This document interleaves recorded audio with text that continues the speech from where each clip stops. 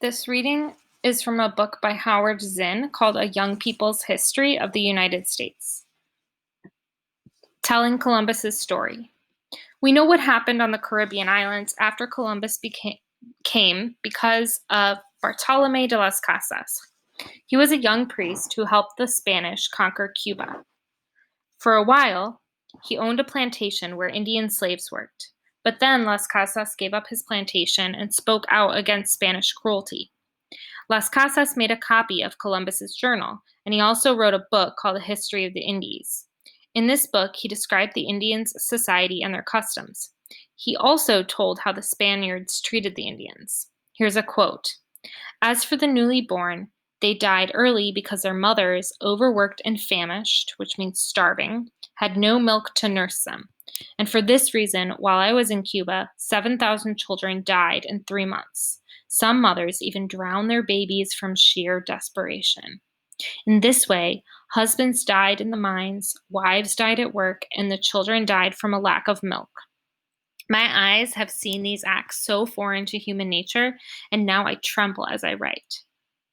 This was the start of the history of Europeans in the Americas. It was a history of conquest, slavery, and death. But for a long time, the history books given to children in the US told a different story, a tale of heroic adventure, not bloodshed. The way the story is taught to young people is just beginning to change. The story of Columbus and the Indians shows us something about how history gets written. One of the most famous historians to write about Columbus was Samuel Eliot Morison. I'm going to summarize here that it says his book mentions genocide, which is a word that means killing tons and tons of people, but it only mentions it quickly and then went on to other things. By burying the fact of genocide in a lot of other information, he seemed to be saying that the mass murder wasn't very important in the big picture. By making genocide seem like a small part of the story, he took away its power to make us think differently about Columbus. At the end of the book, Morison summed up his idea of Columbus as a great man. A history must pick and choose among facts. A historian must pick and choose among facts, deciding which ones to put into his or her work, which ones to leave out, and which ones to place at the center of the story. Every historian's own ideas and beliefs go into the way he or she writes history. In turn, the way history is written can shape the ideas and beliefs of the people who read it. More meetings, more fighting. The tragedy of Columbus and the Arawak Native Americans happened over and over again. In Spanish conquerors Hernan Cortez and Francisco Pizarro destroyed the Aztecs of Mexico, the Incas of South America. English settlers reached Virginia and Massachusetts. They did the same thing to the Indians they met. Jamestown, Virginia was the first permanent English settlement in the Americas. It was built inside a territory governed by an English chief named Powhatan. He watched the English settle on his land, but did not attack.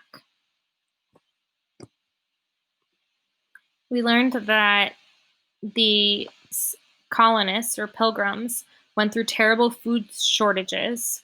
They roamed the woods looking for nuts and berries, and they dug up graves to eat the corpses. Out of 500 colonists, all but 60 died. There began to be conflict between these two groups. That was Jamestown. To the north, the Pilgrims settled in New England. 10 years later, the Pequot tribe lived in southern Connecticut and Rhode Island. The colonists wanted this land, so the war with the Pequots began. Massacres took place on both sides. That's when tons of people are murdered. The English used a form of warfare that Cortez had used in Mexico. To fill the enemy with terror, they attacked civilians, people who were not warriors. They set fire to wigwams, and as the Indians ran out to escape the flames, the English cut them to bits with their swords. When Columbus came to the Americas, 10 million Indians lived in what is north of now Mexico. After the Europeans began taking that land, the number of Indians was reduced until, in time, fewer than 1 million remained. Many Indians died from diseases